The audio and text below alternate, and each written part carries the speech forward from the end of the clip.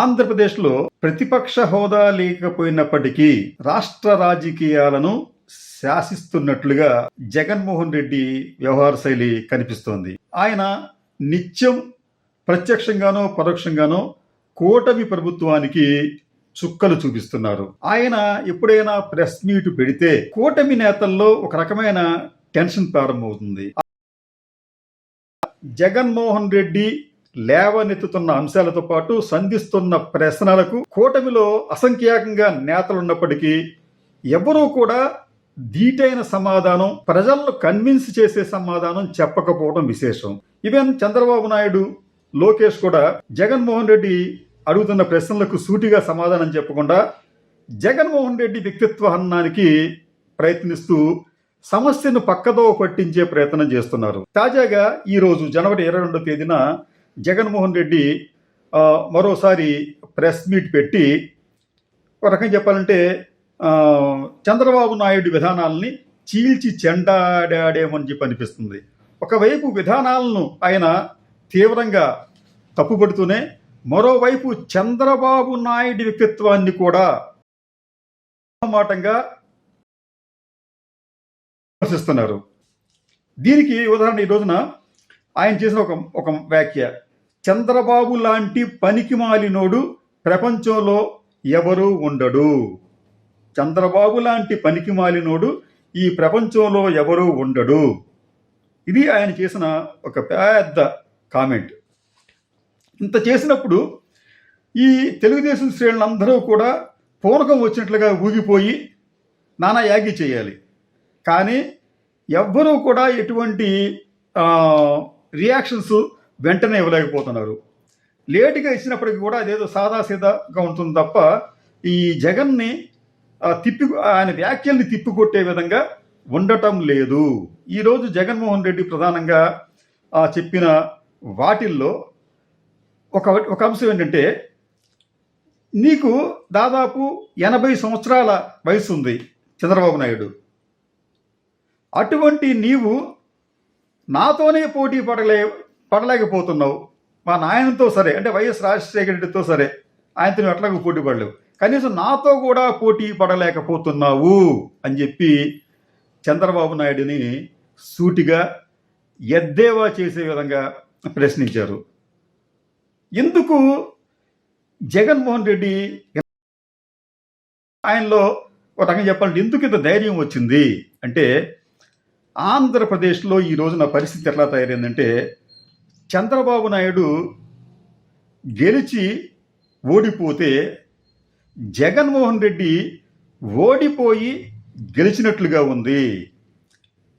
జగన్మోహన్ రెడ్డి ఆంధ్రప్రదేశ్ రాజకీయాలను శాసిస్తున్నాడని చెప్పడానికి ఒక ఉదాహరణ మీకు, ఆంధ్రప్రదేశ్లో జగన్మోహన్ రెడ్డి కట్టిస్తున్న మెడికల్ కాలేజీలను ప్రైవేటు పరం చేయడానికి కూటమి ప్రభుత్వం ప్రయత్నించింది. అయితే జగన్మోహన్ రెడ్డి వారికి గట్టిగా వార్నింగ్ ఇచ్చారు. మీరెవరైనా కానీ ఈ ప్రభుత్వం ప్రైవేటు పరం చేస్తే, ఎవరైనా వచ్చి వాటిని తీసుకుంటే మేము అధికారంలోకి వచ్చిన 2 నెలల్లో మీ సంగతి చూస్తాం, మిమ్మల్ని జైల్లో పెట్టిస్తామని చెప్పి అన్నాడు ఆయన. దాంతో ఈ ప్రభుత్వం, పెట్టుబడులు ఆశిస్తున్న ఈ ప్రభుత్వం ఆంధ్రప్రదేశ్లో 4 కాలేజీలను ప్రైవేటు పరం చేయటంలో, అంటే పీపీపీ పద్ధతిలో ప్రైవేటు సంస్థలకు అప్పగించడంలో ఘోరంగా విఫలమైంది. ఈ ప్రభుత్వం విఫలం ఎంత దారుణంగా ఉందంటే, అసలు ఈ పీపీపీ విధానాన్ని ఈ కూటమి ప్రభుత్వంలోని మంత్రులే ఎందుకో వ్యతిరేకించినట్లుగా కనిపిస్తుంది. నిజానికి ఈ ప్రైవేటు కాలేజీలు అప్పనంగా వచ్చే అవకాశం ఉంది. అటువంటప్పుడు ఈ తెలుగుదేశం పార్టీకి చెందిన మంత్రి నారాయణ, ఆయనకు నారాయణ మెడికల్ కాలేజ్ ఉంది. అలాగే విశాఖపట్నంలో మార్గాని భరత్కు ఉంది ఒక మెడికల్ కాలేజీ. అలాగే కూటమి ప్రభుత్వంలో ఒక నాయకుడికి ఏలూరులో ఉంది. మరొక నాయకుడికి ప్రత్యక్షంగా పరోక్షంగా ఒక మెడికల్ కాలేజీలో వాటాలు ఉన్నాయి గుంటూరు దగ్గర. అయితే ఇటువంటి కాలేజీలు ఉన్న ఈ నాయకులు కూడా, అంటే తెలుగుదేశం దానికి అనుబంధంగా ఉన్న పార్టీల నాయకులు కూడా ఈ పీపీపీ విధానంలో ఈ మెడికల్ కాలేజీలను హస్తగతం చేసుకుందామని చెప్పి ప్రయత్నించకపోవటం, వీరిలో ఎవరూ కూడా ఒక్కరు కూడా టెండర్ వేయకపోవటం అనేది విశేషం. ఇక్కడ తెలుగుదేశం పార్టీ ఎంత ఘోరంగా వైఫల్యం చెందిందో చెప్పడానికి ఈ సంఘటన చాలు. నిజానికి చంద్రబాబు నాయుడు ఇటువంటి వాళ్ళతో టెండర్లు వేయించవచ్చు. ఆ పని కూడా ఆయన చేయలేకపోయాడు. ఆయన చేస్తానన్నా ఎవరు ముందుకు రాలేదు. అంటే జగన్మోహన్ రెడ్డి వార్నింగ్ అనేది ఎంత సివియర్గా పనిచేసిందో మనం అర్థం చేసుకోవచ్చు. రెండోది, జగన్మోహన్ రెడ్డి ఈరోజు ఎప్పటిలాగానే ఈరోజు కూడా ఆయన ప్రభుత్వ విధానాలని తప్పుపడుతూ గతంలో తాను తీసుకొచ్చిన వినూత్న సంస్కరణల గురించి కూడా చెప్పాడు. ఆయన చెప్తూ మాట్లాడాడు, చంద్రబాబు ఆ రోజు మేము తెచ్చిన సంస్కరణలు నువ్వు ఎప్పుడైనా చూసావా, విన్నావా, చేసావా అని కూడా ప్రశ్నించాడు ఆయన. అంటే మా సంస్కరణలనే నువ్వు ఎప్పుడూ చూడలేదు, చేయలేదు, వినలేదు, కాబట్టి నీకున్న రాజకీయ అనుభవం ఏమిటి అని కూడా ఆయన ఇండైరెక్ట్గానే చంద్రబాబు నాయుడిని దెప్పి పొడిచినట్లుగా ఉంది. ఇలాగా అనేక ఈ అంశాలకు సంబంధించి జగన్మోహన్ రెడ్డి ఈ రోజున రాష్ట్ర రాజకీయాలనే కాదు పరిపాలనా వ్యవహారాలను కూడా ఆయన శాసిస్తున్నట్లుగా కనిపిస్తోంది. చంద్రబాబు నాయుడు నిత్యం చేసే ప్రచారాలను, అంటే అబద్ధపు ప్రచారాలు అని చెప్పి జగన్మోహన్ రెడ్డి అన్నాడు ఆయన. అటువంటి ప్రచారాలను కూడా చంద్రబాబు నాయుడు అబద్ధ ప్రచారాలు చేస్తున్నారన్న విషయాన్ని కూడా జగన్మోహన్ రెడ్డి ఈ రోజున చాలా స్పష్టంగా ప్రజలకు తెలియజేశాడు. ఆయనకి ప్రచార యావ తప్ప